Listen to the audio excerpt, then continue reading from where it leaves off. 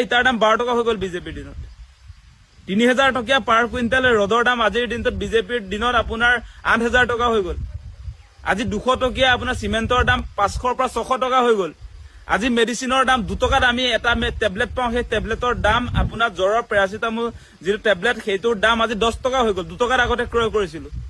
যোৱা বছৰ আপোনাৰ চাউলৰ দাম আমি 30 টকা যিটো চাউল কিনিছিলো এতিয়া আপোনাৰ 62 টকা হৈ গ'ল 70 টকা হৈ গ'ল ভাল চাউল কিনিবলৈ হলে আপুনি পাৰ কেজি 100 টকা দিব লাগে গতিকে বিজেপিৰ দিনত এইবিলাক ভাল দিনহে আহিছে আপোনালোকে সেই কথাখিনি বিবেচনা কৰি চাওক আজি ফাউণ্ডেশ্যন ডে বুলি আপোনালোকে যে ঘৰে ঘৰে যে পতাকা লগাইছে বিজেপিৰ আপোনাৰ আজি সেলিব্ৰেশন যে কৰিছে তেওঁলোকৰ বাৰ্থডে দলটোৰ আজি প্ৰতিষ্ঠা দিৱস বুলি যে আপোনালোকে ঘৰে ঘৰে পতাকা লগাইছে সেই মুহূৰ্তত এই কথাখিনি কৈছো যে মূল্য বৃদ্ধিৰ ক্ষেত্ৰত কেনেকুৱাকে সাধাৰণ ৰাইজৰ ওপৰত ৰামটাউন দিছে বিজেপি চৰকাৰে সেই কথাবিলাক আপোনালোকে বিবেচনা কৰক আজি 33 টকীয়া আপোনাৰ পেট্ৰল সেই পেট্ৰলৰ দাম আজি 98 টকা 33 পইচা হৈ গ'ল 33 টকা ইন্টাৰনেশনাল মাৰ্কেটত পেট্ৰলৰ দাম আজিৰ দিনটোত পাৰ লিটাৰ 33 টকা পাৰ লিটাৰ যদি আপোনালোকে হিচাপ কৰিবলৈ যায় পাৰ বেৰেল আপোনাৰ 159 লিটাৰ থাকে তাত আপোনাৰ $62 অনলি গতিকে এই কথা বতৰাবিলাক চাওক মিছা কথা কোৱা নাই আপোনালোকে বিবেচনা কৰি চাওক আজিকালি উইকিপিডিয়াত বহুত এভেইলেবল হৈ থাকে গুগলত সাৰ্চ কৰি চাব আমি মিছা কথা কৈ আছো নেকি পেট্ৰল ডিজেলৰ ক্ষেত্ৰত সেই কথাবিলাক আপোনালোকে নিজে বিবেচনা কৰি চাওক আপোনালোকে বিবেচনা কৰি চাওক আপোনালোকৰ নিজৰ সবৰে মোবাইল আছে হাতে হাতে স্মাৰ্টফোন আছে তাত চাওক যে পেট্ৰলৰ এগেইনষ্টত ভাৰত চৰকাৰে কিমান টকা চাৰ্জ কৰে আজি ডিজেলৰ এগেইনষ্টত কিমান টকা টেক্স লয় সেই কথাটো আপোনালোকে নিজে চালিজাৰি চাব পাৰে আজি যদি টেক্স লয় সেই কথাটো আপোনালোকে নিজে চালিজাৰি চাব পাৰে আজি যদি 100 টকাৰ আপুনি পেট্ৰল ভৰাইছে 55 টকা আপোনাৰ পৰা লৈ গৈছে পেট্ৰলৰ নামত এদিনত গতিকে এনেকৈ আমাক শোষণ কৰিছে বিজেপি চৰকাৰে গতিকে এই কথাবিলাক আপোনালোকে চাওক বিজেপি চৰকাৰখন আমাৰ কাৰণে বন্ধু নে শত্ৰু সেইবিলাক আপোনালোকে বিবেচনা কৰি চাওক সেইকাৰণে মই কৈ আছো যে বিজেপিয়ে যি ভাল দিনৰ শ্লোগান দিছিলে ভাল দিনৰ কথা কৈ কৈ তেওঁলোকে বেয়া দিনহে লৈ আহিলে আপোনালোকে ভাল দিন ক'ত পাইছে আমি নাজানো সেই কৈছোৱে মই আপোনাৰ সেই 30 টকীয়া চাউল আজিৰ দিনটোত আপোনাৰ 62 টকা হৈ গ'ল আজিৰ দিনটোত আপোনাৰ 73 টকীয়া পেট্ৰল আজিৰ দিনটোত আপোনাৰ 98 টকা হৈ গ'ল সেই 98 টকা 33 পইচাটো আজি 6 মাহৰ পৰা সেই ৰেটটো চলি আছে আৰু 98 টকা 33 পইচা যে হ'ল সেই দামটো আপোনালোকে নিশ্চয় জানে যে এইটো 73 টকাৰ পৰা উঠি মানে আপোনাৰ 1 টকা 20 পইচা 50 পইচাকে তেনেকে দামটো বাঢ়ি আপোনাৰ 98 টকা 33 পইচা আজিৰ দিনটোত আপোনাৰ অসমত পেট্ৰলৰ দাম গুৱাহাটীত আৰু আজিৰ দিনটোত ভুটানৰ দামটো হৈছে 63 টকা পাৰ লিটাৰ পেট্ৰলৰ দাম আৰু ইন্টাৰনেশনাল মাৰ্কেটত খাৰুৱা তেলৰ মূল্যটো কি সেই কথাটো আমি অলপ যদি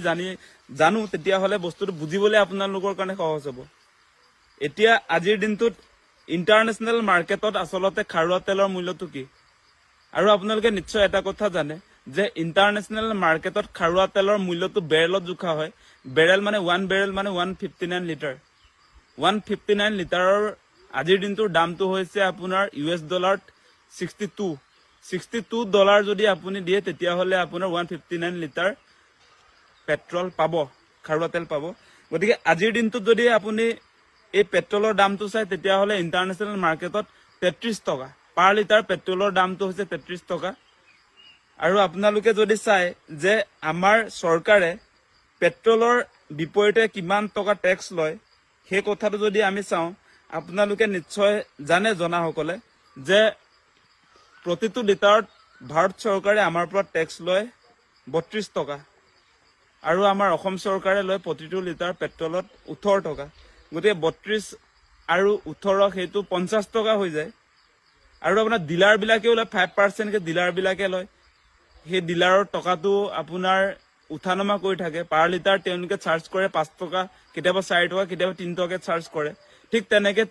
আমাৰ অসম চৰকাৰ ভাৰত চৰকাৰ আৰু ডিলাৰ এই সবে মিলি 55% আসলতে আমাৰ পৰা পাৰ লিটাৰ পেট্ৰলত তেওঁলোকে টেক্স লয় গতিকে কিমান টকা আমাৰ পৰা টেক্সৰ নামত কিমান টকা আমাৰ পৰা লৈছে সেই কথাটো আমি আসলতে জনাটো দৰকাৰ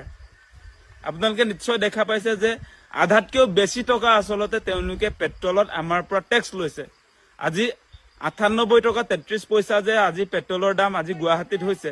তাৰে আপোনাৰ 32 টকা সেন্ট্ৰেল গভৰ্ণমেণ্টে লৈছে আৰু আপোনাৰ 18 টকা আমাৰ ষ্টেট গভৰ্ণমেণ্টে লৈছে গতিকে আৰু ডিলাৰ বিলাকে আপোনাৰ 4 টকা বা 5 টকা তেনেকে লৈছে তাৰ পৰিণতিত আপোনালোকে নিশ্চয় দেখা পাইছে যে বৰ্তমান সময়ত আসলে টেক্সৰ নামত আমি প্ৰতিটো লিটাৰ পেট্ৰলত আমি 55% দিব লাগে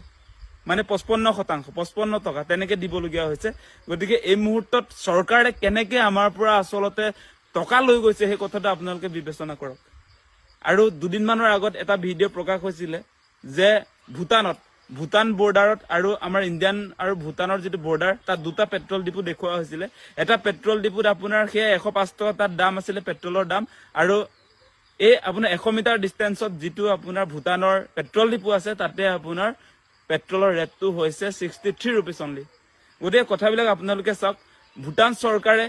আপোনাৰ বিদেশৰ পৰা পেট্ৰল আনি কেৱল 5% হে তেওঁলোকে লয় জনতাক তেওঁলোকে হকাহ দিবৰ কাৰণে কেৱল 5% 100 টকাত 5 টকা 100 টকাত 5 টকাহে তেওঁলোকে কৰ আৰোপ কৰিছে টেক্স লৈছে তাৰ বিপৰীতে আমাৰ ভাৰত চৰকাৰ অসম চৰকাৰ এই দুইটা চৰকাৰে মিলি আমাৰ পৰা কিমান টকা লৈ গল আপোনালোকে নিশ্চয় দেখিছে 55 रुपीस লৈ গৈছে 55% লৈ গৈছে গতিকে এনেকৈ যদি সাধাৰণ মানুহৰ পৰা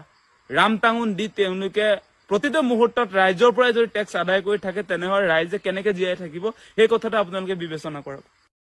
এটা দুটকীয়া ইটাৰ দাম 12 টকা হৈ গল বিজেপিৰ দিনত 3000 টকীয়া